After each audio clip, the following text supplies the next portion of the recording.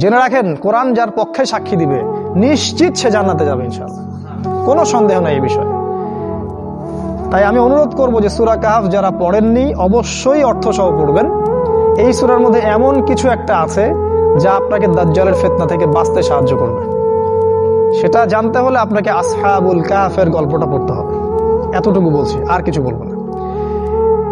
তো রাসূলুল্লাহ সাল্লাল্লাহু আলাইহি ওয়াসাল্লাম আপনাকে দাজ্জাল সম্পর্কে সচেতন করেছেন, আরো বলেছেন দাজ্জাল শেষ জামানায় বের হবে। ভালো করে কথাগুলো বোঝেন। দাজ্জাল শেষ জামানায় বের হবে। ইসরায়েল যে জায়গাটা দখল করে রাখছে ওই জেরুজালেম থেকেই দাজ্জাল বের হবে।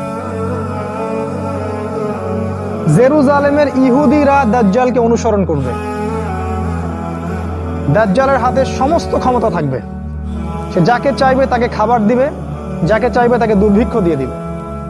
সে মহামারী ছড়াতে পারবে, সে আকাশ নিয়ন্ত্রণ করবে, সে এই পৃথিবীর প্রতিটা শহরে সে প্রবেশ করবে।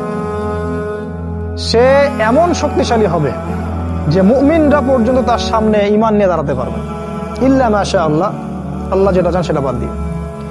এক কথায় পৃথিবীর বেশিরভাগ মানুষ তাকে আল্লাহ বলে স্বীকার করে নেবে। তার এক হাতে জান্নাত থাকবে, এক হাতে জাহান্নাম। নবী সাল্লাল্লাহু আলাইহি ওয়াসাল্লাম বলছেন এমন কোন ফিতনা নাই যেটা এই ফিতনার চেয়ে ভয়ঙ্কর।